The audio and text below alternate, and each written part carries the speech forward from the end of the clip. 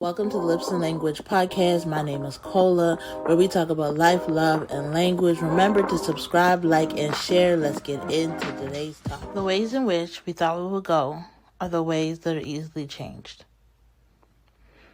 I'll say it again. The ways in which we thought we would go are the ways that are easily changed. So this whole thing started from a dream that God had given me. And it caused a lot of ups and downs. It caused a lot of emotions. Like, this has been an emotional ride. Like, so emotional. I don't want to get things wrong. I don't want to be outside of God's will. I only want to do what He's called me to, knowing that what He has for me is so much better than what I could have for myself. And so another part of the dream that I didn't mention was that in the dream, it was winter time because I had a scarf. And although I was in Los Angeles, I had a scarf on, and people were like, why do you have a scarf? Because obviously it's typically hot over there. And I was like, oh, well, I'm from Canada. That's why I have a scarf. So I knew that the season was winter. So now we're in a winter season. My brother had just passed. According to my dream, somebody I knew was going to pass away. And it's February, so it's the middle of winter. And so I'm thinking, okay. And the borders, there was a bill that just went up saying that the border mandates was coming down. And so I'm like, okay, God, all of it is aligning now to make sense for you moving me. And I just been patient, like waiting. I'm not going to say the word patient because I had like emotions up and down, but I had been consistent in waiting. I left my bag packed. Still till this day, it is packed up, ready to go. I did not want anything to say that I didn't trust God, so I unpacked my bag, right? And now my birthday's coming up, and I'm just praying, and I'm like, God, please just let me have a good birthday, because I've had some really crappy birthdays in previous years, and I really wanted this one to be special, and so I was just praying to Him. And when it came, my birthday was better than I could ever hoped for in this season. And so just grateful for what He was doing, grateful for how things were showing up for me. Like, it was just a beautiful moment. But as March is happening, I'm like, okay, like, what's happening? I don't see the borders moving. I'm still like, I'm not praying as much over it right now. We had stopped the 12 a.m. prayers kind of in February. I had a lot going on with my brother's funeral. And so I wasn't as focused. And then I got to a point where I'm like, God, I'm not praying, not because I don't believe, but because I believe it's already done. Like, it had gotten to a point where I'm like, I already know you're going to do this, so I don't need to bring it up. Now, there's some things you have to stay on consistently. This wasn't one of those. This was the thing where I'm like, you already showed a sign that it's moving. I'm trusting that it's coming down. And so now we're in a different season. And right after my birthday, there was an opportunity to go to the States, to go for a church service.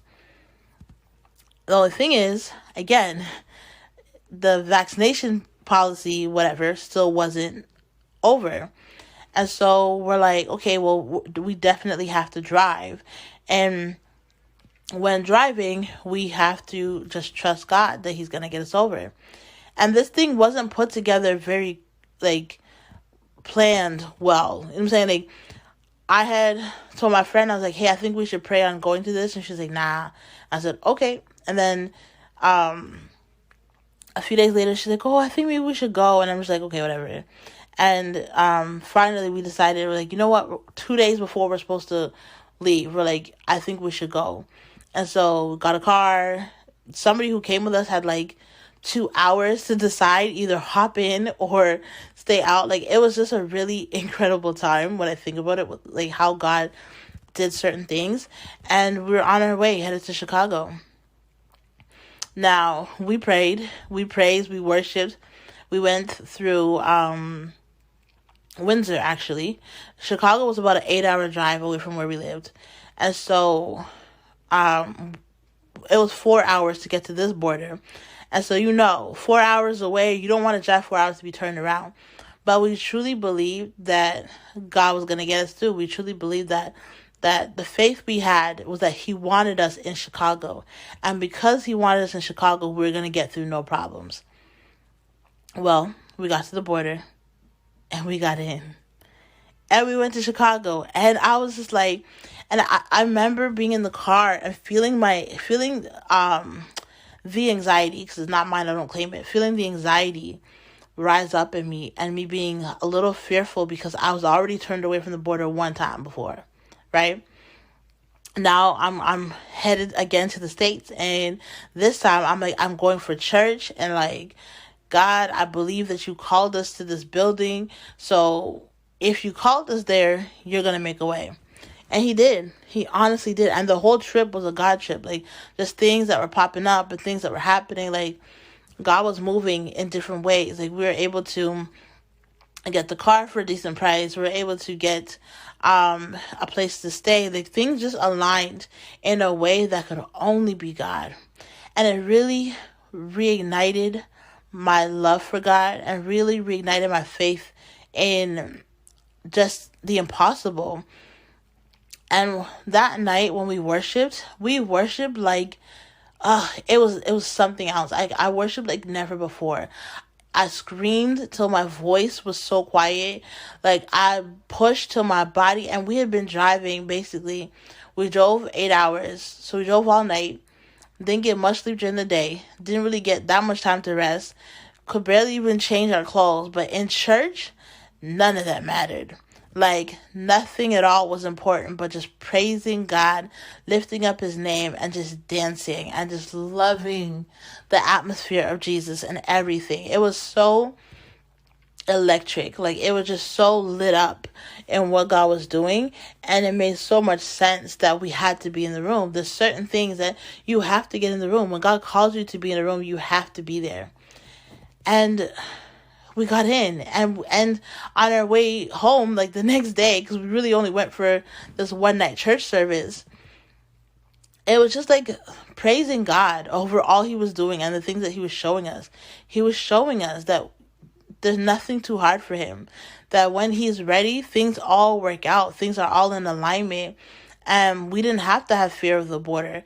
And so even on the way back, they didn't ask no crazy questions. Like, it was just such an easy process that I'm like, man, life with God is too easy. Life with God is too good for me to like think anything else or do anything differently.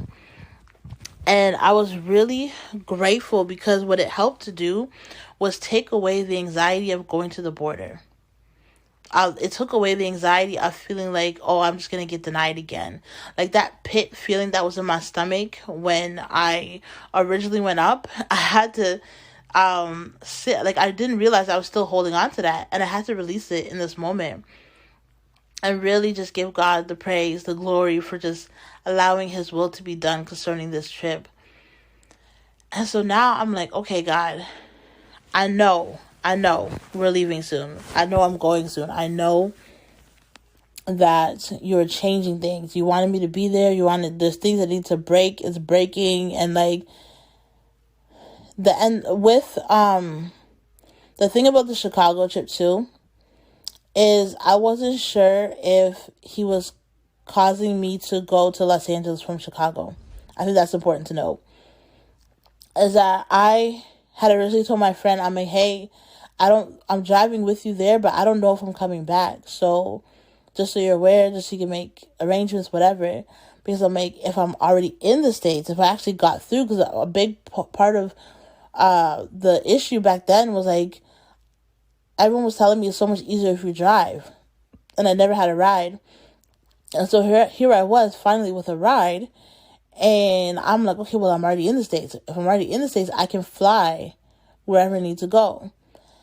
But I didn't hear anything that night. When I was at church, I was asking God, am I going? Am I leaving? What's the status? Like, he wasn't saying nothing to me about that. And I said, okay.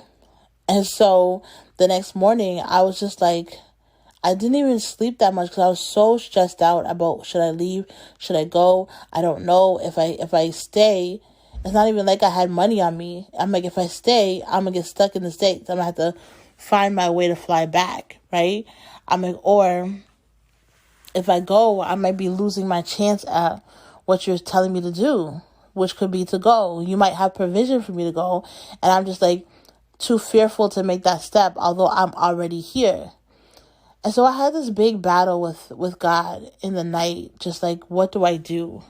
And not understanding like where I should be, because I'm like, all of this has been a faith walk, and it's not like, God, you've given me very much confirmation along the way. I've kind of had to step out, step left, step right, either get denied or have access. You know what I'm saying? Like, it hasn't been like he's like, if you go here, I will bless it. Like, he was really just like step by step.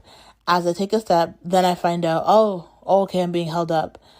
And so it really had me just like, what do I do with this? It was really stressing me out, if I could be honest. It was really stressing me out. And then I had to make a decision. And I thought about it. And I thought about the fact that we had barely gotten enough sleep for anybody to drive. It's just been a wild, like, day and a half. And in this moment, wisdom overtook. I said the wise thing would be for me to drive back with my friend, so that she's not driving back all 8 hours by herself when she's tired. And it had been scheduled to snowstorm in that day. And so I said to God, because even that night it was snowing. And so in the morning I said, God, if you want me to stay, by morning the roads will be clear. I won't see no big snow on the roads. And our whole drive, let there be no snow. So I woke up and the roads were clear. I said, okay. And that was honestly the most peaceful thing I had in that moment.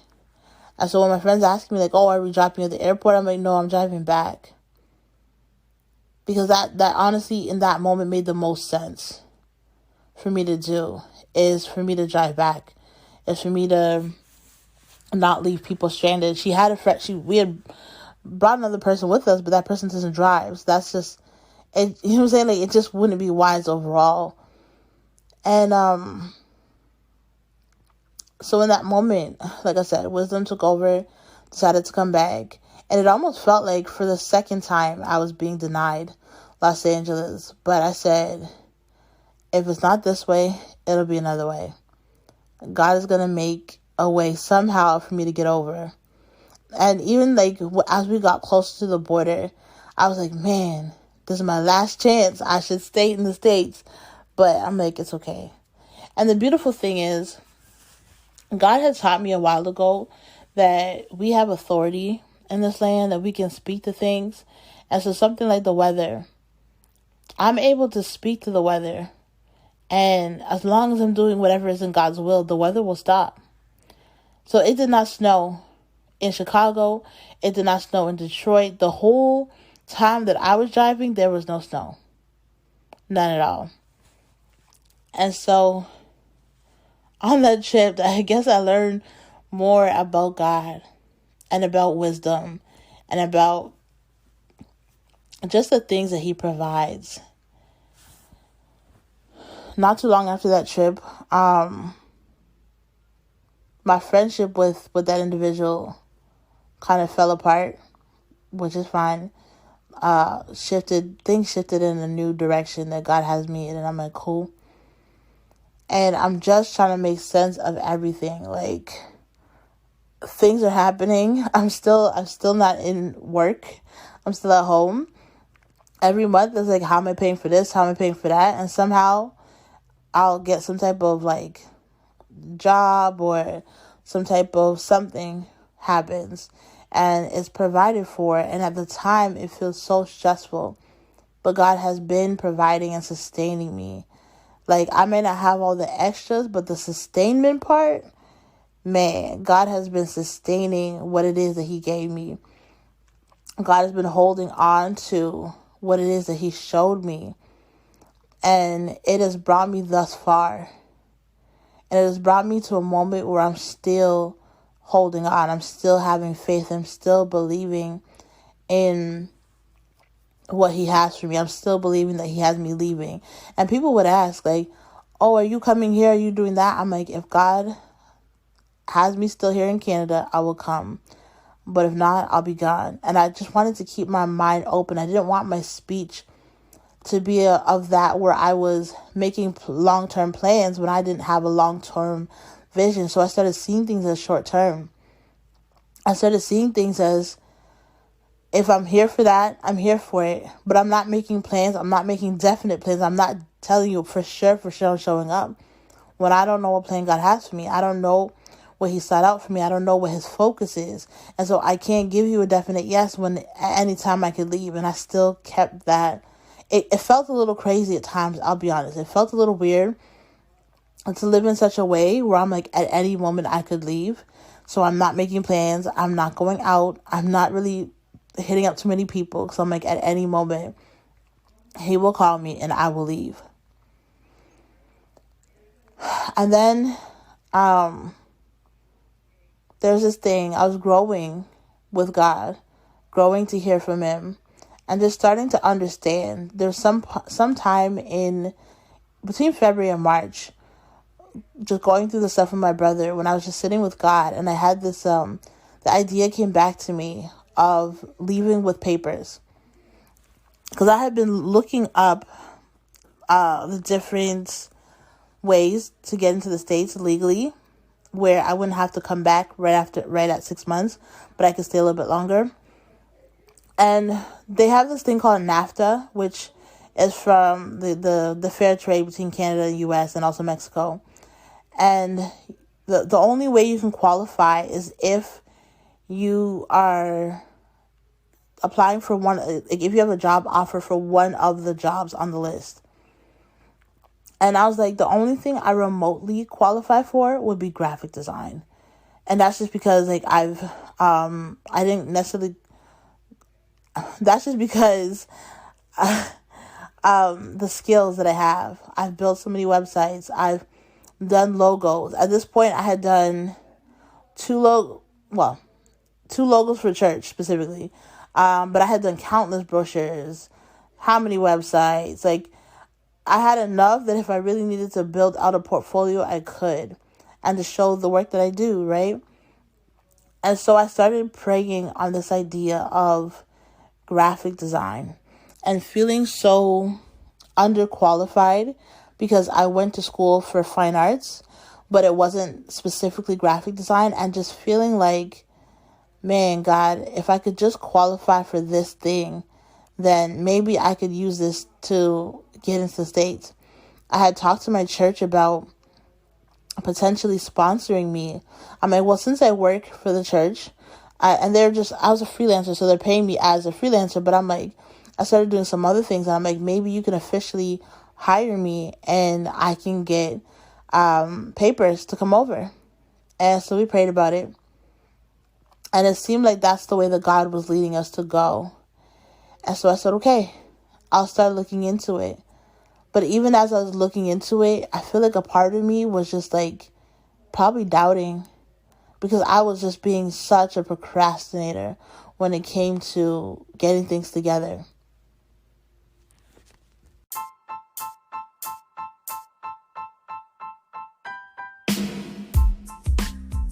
Hey, thank you so much for listening to the Lips and Language podcast.